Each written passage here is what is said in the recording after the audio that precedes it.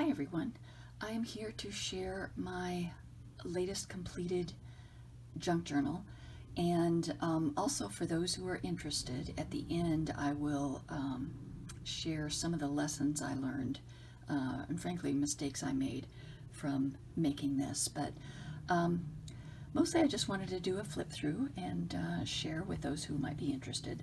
So without further ado, I will get started. This is the largest junk journal I've made so far.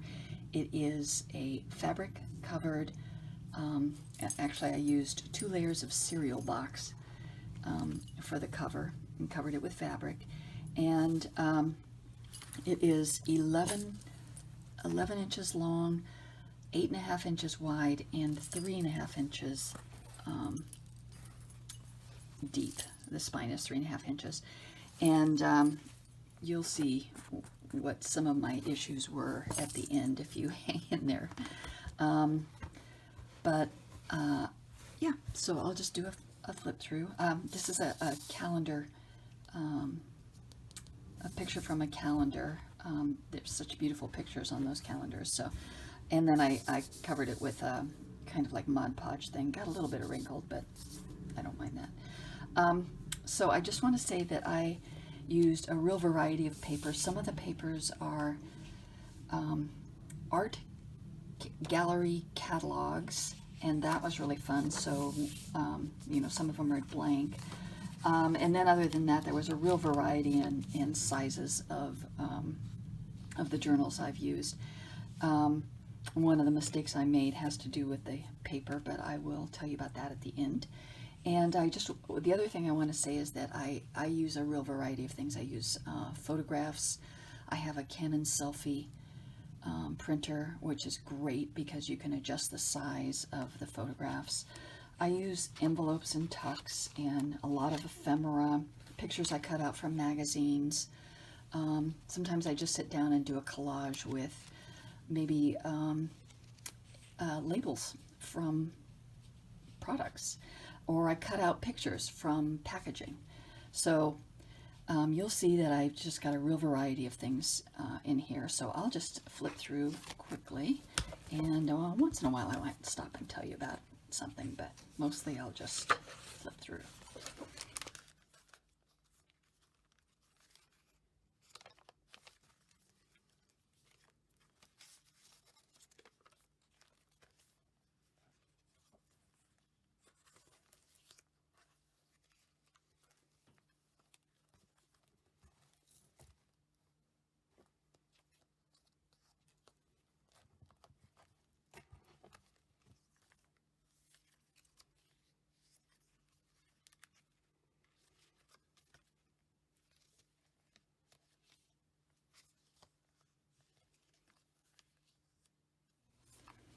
This is kind of fun.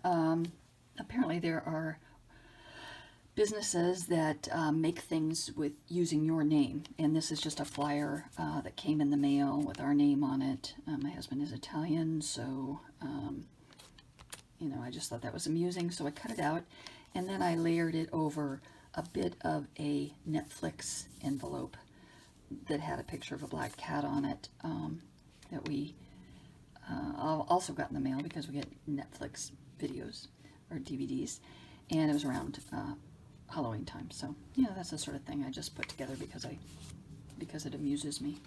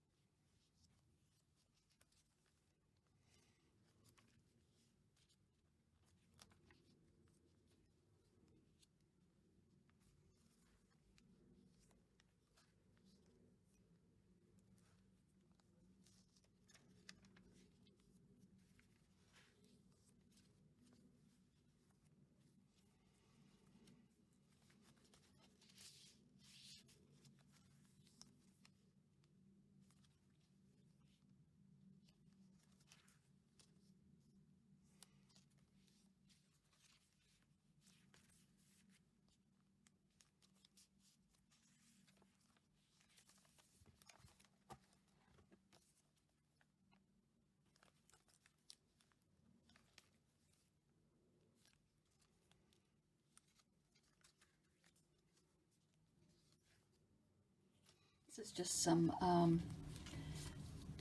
little characters in the front of a cereal box, and I just cut them out because I thought they were cute. Manipulated them a little bit, added this qualified certificate. I don't know where that came from. Cut this little guy out and put it into the basket of this other guy, just, you know, to amuse myself. These are journals that I've made.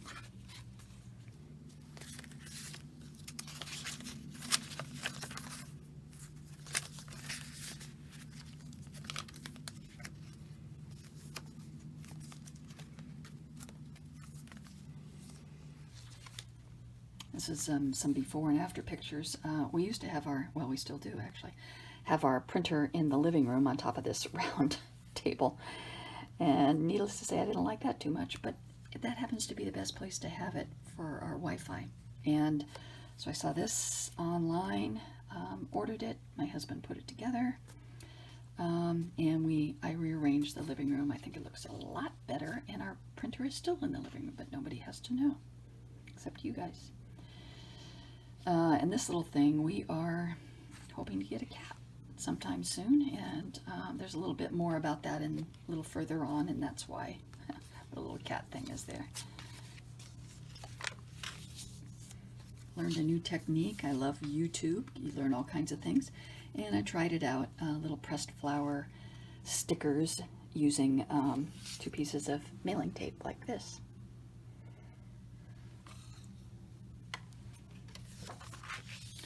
I made up rules for junk journals. These are rules that I have for myself, and I have about 5 rules in here, and I just used a variety of letter stickers that I have. And the first rule of junk journals is there are no rules. This is something we got in the mail that I just took apart. Also something we got in the mail.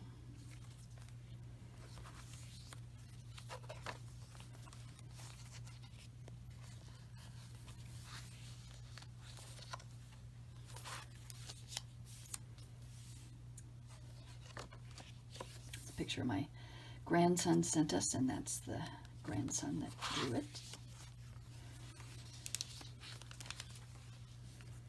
I like this. I saw this headline in a magazine, and I thought that was perfect for nowadays. Had my husband take a picture of the back of me while I was at my desk working, and it does bring me happiness to be doing crafting. And this is a picture, a selfie I took of myself right after I got my first COVID-19 vaccine. This is, we get sort of financial flyers in the mail, and I don't know why, but it just amused me to see that they have these whole pages with the words, "This page intentionally left blank." So of course I had to have that and put that in my journal. And this page is intentionally left blank.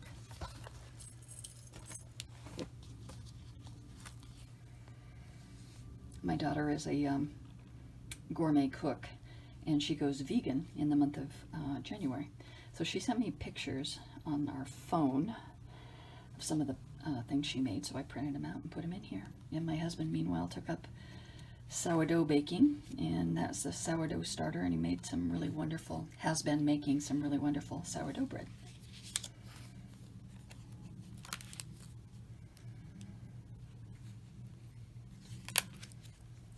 This is a little tribute to my mom. As I was clearing out some old pictures in my camera slash phone, I came across these wonderful pictures of my mom. She died in 2018, but I really love these pictures because they're pictures of her with me and my siblings and dear friends, and so I cut them out, used my Canon selfie to make some of them smaller, and then just did a page sort of devoted to her. I especially like this one because my sister and mom and I just love to laugh when we get together. And my mom was actually, she did a lot of artistic kind of things. She never considered herself an artist, but she really was quite good. And among her things that I inherited was this picture that she had sketched and had started pen and ink, filling it in. And I just really liked it, so I kept it and put it in here. And then there's a picture of a cross-stitching that she did. Here's, I continue with the rules. Again, these are rules to myself. Embrace your own style, even if it's not popular. A lot of what I do isn't necessarily the thing right now, but I do it anyway because I enjoy it. Rule number 3 is use what you have. I'm a big fan of upcycling. So I try to use what I have. And rule number 5 is to have fun. And I definitely do. Oh, rule number 4 is don't overthink it. This is important to me. Sometimes I just get bogged down. I think, oh, that's not good enough. This isn't, what's trendy right now. But this has served me well. If I just say, just go with it and stop overthinking it, it really helps. As you know, we haven't been able to get together with family as much as we would like in the year 2020. But I had pictures on my phone of my grandkids, so I wanted to document them at this approximate age. And so that's what this page is about. Each of them. The most recent pictures I have of each of them. And around the outside here, here, and here, these are all just pictures I had already cut out and put cut out from the Trader Joe's Fearless flyer, just because I think their illustrations are really wonderful. And I put them in here.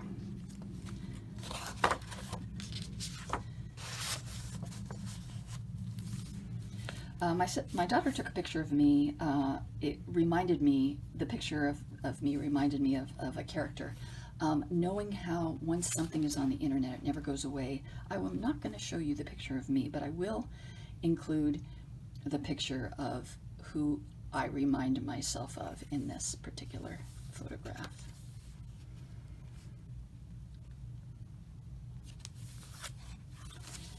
And here's some other pictures I came across of me and my camera. I think I was taking a picture of a picture. That's me in 1969 when I graduated from high school. And this is my husband and I not long after we were married in 1973. We had an unusual snowstorm this last week in our area, and so I took a couple pictures and documented that. Here's a picture of, this is Misty. She used to be my mom's cat, and then when she died, when my mom died, my daughter brought her up to Washington and has been loving her ever since. And we were ready for cats again too, so I got this cute cat paper, and this little section here talks about how I'm looking forward to getting cat. We've got scratching post, litter box, and the all-important cute cat paper for documenting cat adorableness. And I write about that a little bit in this. This is just some pictures I took around our neighborhood as I was taking walks at different times. And this is kind of personal stuff. I love taking road trips. Obviously, I haven't been doing too much of that this last year. This picture came in with coupons from a grocery store flyer, and I thought that was perfect. I like taking road trips with family members, and I like taking road trips by myself. So I just documented that. And this is a thank you note I got from a lovely lady. And the envelope came in including these great Elvis stamps, the letters in there. And then here's some pictures of some other journals that I've made. Now, I mentioned that I had made a lot of mistakes, and well, not a lot, but some of the mistakes I made, I wanted it big, but I think this is a little too big. It got to be pretty cumbersome. I don't think I'll make anything quite this big in the future. In some ways it was good because you got a big amount of space, but in other ways, like I said, it gets a little cumbersome. My biggest mistake I made, well, let me back up. I used the no-sew method, and there's nothing wrong with the no-sew method, except that I used originally waxed linen thread. And my biggest mistake of all was putting too many pages in each signature. and it stretched out the wax linen, and they became very loose and jiggly back and forth. So, but meanwhile, I had made this dangle. I've never done a dangle like this before, but I liked it. I enjoyed it. It was fun to make. And I used the leftover wax linen thread to make it. However, when things got really loose, I decided to reinforce the signatures with this elastic thread that I got from the Dollar Tree. $1, you get a little pack with, I think, 4 different colors.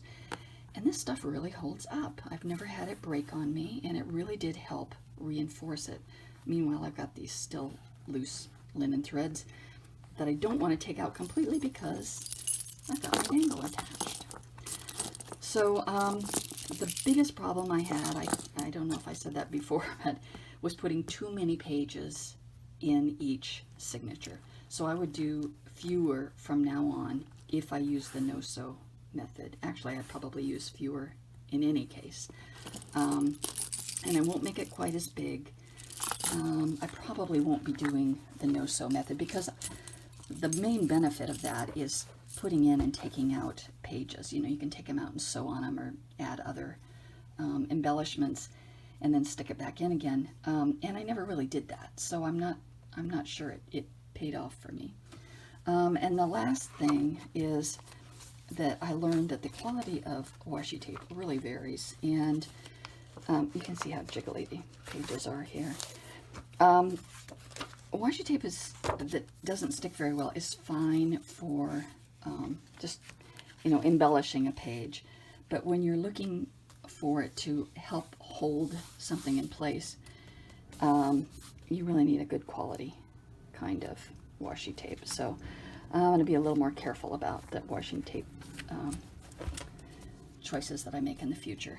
But those are the lessons that I've learned, and thank you very much for, oh, one last thing. I made some pages just too big, and like these pages stick out, even though this is a big journal. It sticks out a little too far. There's room on my shelf, so that's not going to be a big deal, but I won't do that again. I'll go ahead and fold something over, even if that means there's a fold in the image. It's not that big a deal, and it looks better than having things stick out, I think. But thank you very much for hanging in there with me, and I hope you enjoyed this and maybe learned a thing or two. Bye-bye.